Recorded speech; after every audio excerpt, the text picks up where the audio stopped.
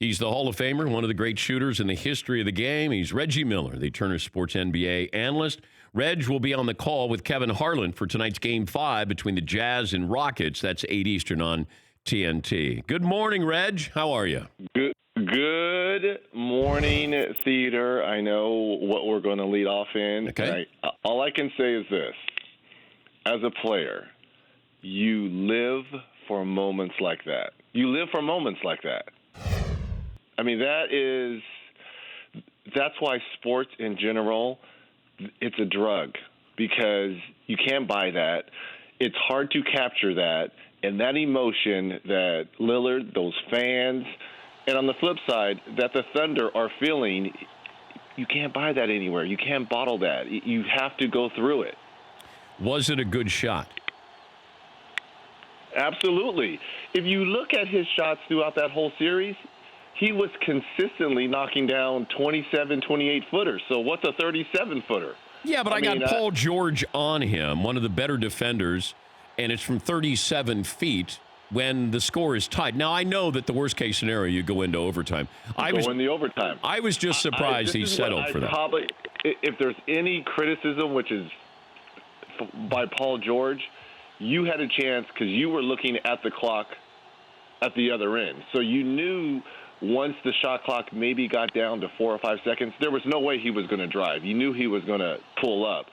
I probably would have closed the distance a little bit and made the contest a little bit more difficult. Yeah.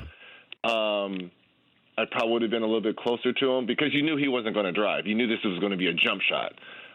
In my opinion, is it a bad shot for Damian Lillard, for Steph Curry? No.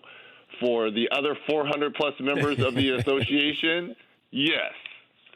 I thought he did something really sneaky because you watch Paul George and he's watching the clock and he goes up before Lillard does, but Lillard steps to the side just a little bit, Reg. And that's all these great players need. Yeah. And he was just clearing space so he could get a better view at the basket. Look, I was watching the game in bed, doing my notes for this Houston-Utah series. When the Thunder went up 15, I said to myself, all right, it's a wrap. I can turn off the TV. And there was a voice in the back of my head that said, you had been in moments just like this. And plus, I wanted to keep the game on because I wanted to see if there was going to be any extracurricular, talking or jawing if this game was to go back to OKC. So I was like, all right, let me just leave it on and watch. And then it got down to 11 and then 8. And I was like, this game is not over. And then a series of miscues by the Thunder. Yeah. First of all, Paul George misses 2 free throws. You don't expect that from, a go-to player. The offensive foul on Westbrook.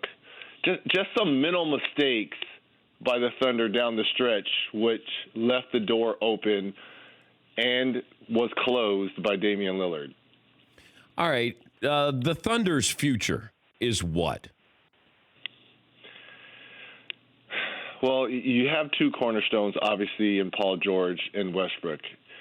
To me, you've got to find more consistent shooting. Now, I know the last 2 ball games they did a better job of shooting threes, but all season long, the Thunder were a very poor three-point shooting team, and that includes Westbrook. So you've got to get better shooting surrounding those guys. You've got a staple in the middle in Steven Adams. I'm sure everyone's going to, call to arms and trying to get rid of Billy Donovan. I think he's the perfect guy for this job. But this has to hurt, and it's got to sting. Because Dame was right. They were doing a lot of talking after one game. Our focus was to win 4, and it showed. It showed the difference between guys being happy with one game and guys trying to complete a series. Talking to Reggie Miller. He'll be on the call with Kevin Harlan tonight. Game 5, Jazz Rockets, 8 Eastern on TNT. Reg, Fritzie's been working on his Kevin Harlan impersonation. Fritzie, are you ready? A 3-pointer by the Greek Freak, and it's now 9-6. What do you think? I think he should keep his day job.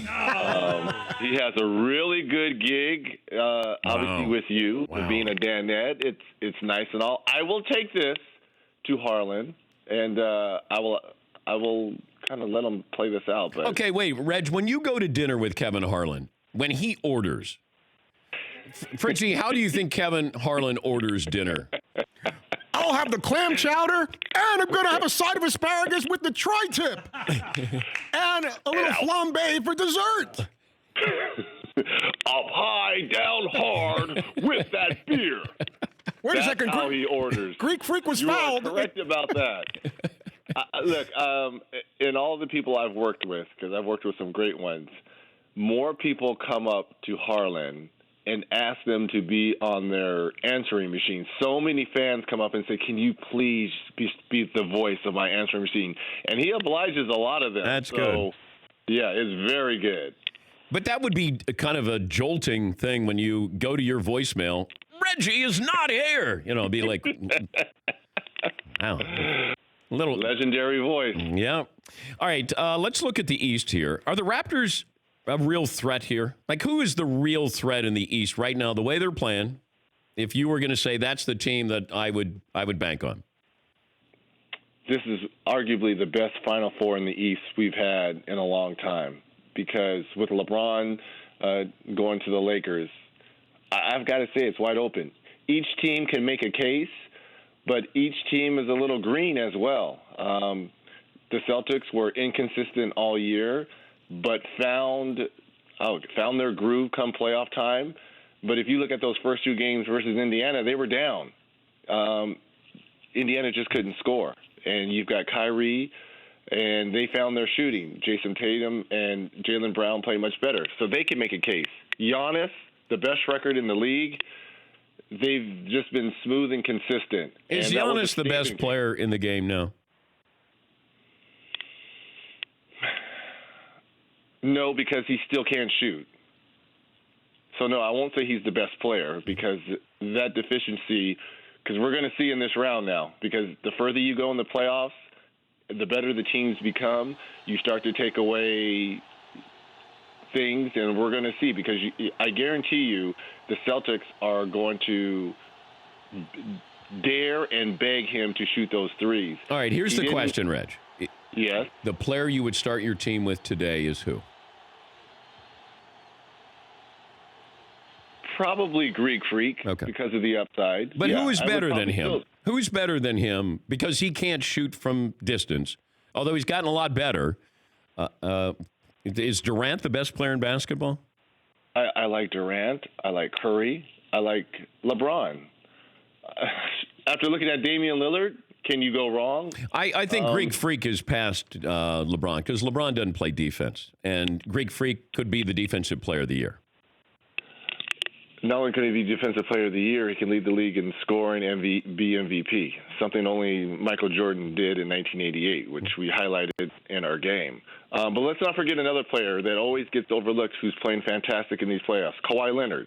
I could start a team with Kawhi Leonard as well. And we will see this highlighted versus the Philadelphia 76ers. To me, that is going to be an unbelievable series. It'll all depend on the health of Joel Embiid. Is he going to be able to play 30-plus minutes? Because he's going to have to be on the court.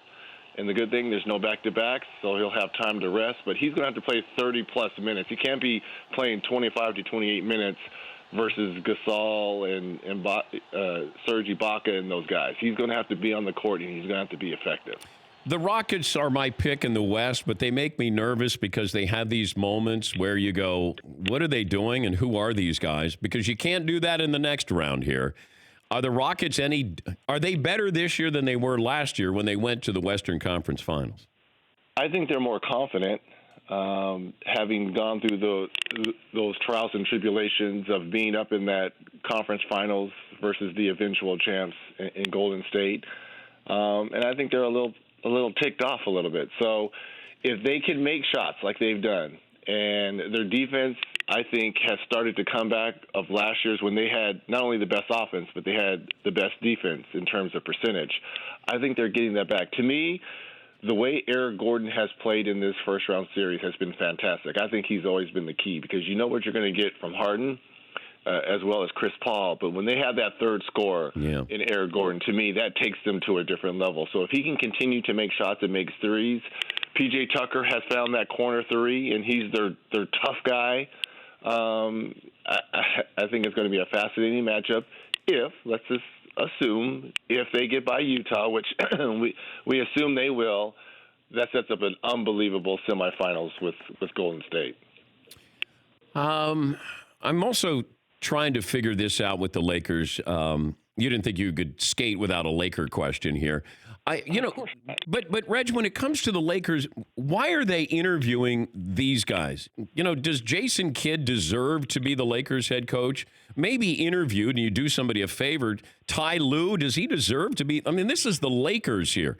Monty Williams would be an interesting pick and probably would be my pick, but, he may take the Phoenix job if he gets it. So why aren't the Lakers going after big names or something different than what they're they're interviewing here for their head coaching position?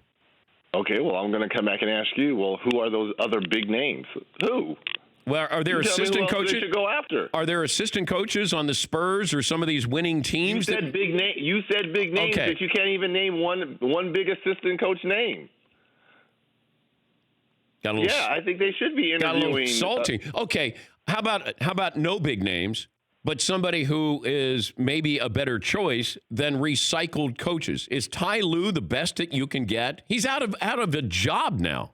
Jason Kidd is out of a job now. At least Monty Williams has a job, and maybe Juwan Howard.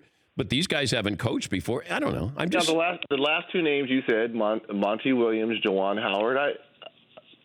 And Monty Williams has been a head coach before and has experience. I like giving Juwan Howard a shot here, right? I mean, he's been a long-time assistant with the Heat, a winning culture, learning under Riley and under Spoelstra, so why not? But I can't fault the Lakers for wanting to talk to, Jason Kidd, a Hall of Fame player. And now, when he was a coach, he coached Giannis, correct, in the early development? Yeah, but not well. Budenholzer came in there and turned the same roster around. They won 60 games. I don't mind the interview because it's just an interview. You're getting all caught up in the interview process. I mean... Okay. It's just an interview. All right. And then Ty Lue won a championship with LeBron in Cleveland. Yeah, he's out of a job. He's so good he's out of a job. Okay. You get hired to be fired. You know how that's the cycle of coaches go. Do you want to apologize for yelling at me? They recycle every NFL coach. Do you want to apologize for yelling? Reggie! And then they go to offensive coordinator, and then they become head coach. They get fired. They go be an offensive coordinator for another team, and then they get hired as a coach. That's how it happens. You want to apologize? Yelled at me? I'm not yelling at you. Well, but you did. And, in all of our years, our relationship, I don't know if you've ever yelled at me like that. I wasn't yelling at you. I felt like it. Kind of. Let me go around the room. Okay, I will apologize to you for talking loudly. Okay, but not yelling. Not yelling, talking loudly. We're like an old married couple. We are, and there's nothing wrong with that. We can agree to disagree. We're not always on the same page, but at the end of the day, we have love and respect for one another. That's what a married couple is all about, right? Okay, what of the 4 kids that I have here? If we split up, who would be our favorite? No, which 2 do you want? I want Fritzy because I deal with him the most in booking. Wow. And I want Paulie. Paulie, come to Dada. Wait, I want you to come live with Dada. Do I get to live in Malibu? I'm coming to live in Malibu. I'm in. You're going to be a Malibu kid. Paulie's out. He's done. That's it. See you, Paulie. Good night. I'm going to get your room all ready. What are your colors you like again? Red and blue, right? I'm going to get them all ready for you, Paulie. Bears colors or Chicago Bulls. There going to be a lot of Michael Jordan, Walter Payton stuff on the walls. Yes, there will. Okay. I'll be Cato. I'll be in the back. I'll be hanging out. I like it. All right. Tell Kevin Harlan we said hello. And absolutely, gentlemen. Thank you guys so much. Thank you, Reggie. That's Reggie Miller. For more Dan Patrick Show, tune into Audience Channel 239 on DirecTV, stream for free on BR Live, or download the Dan Patrick Show app.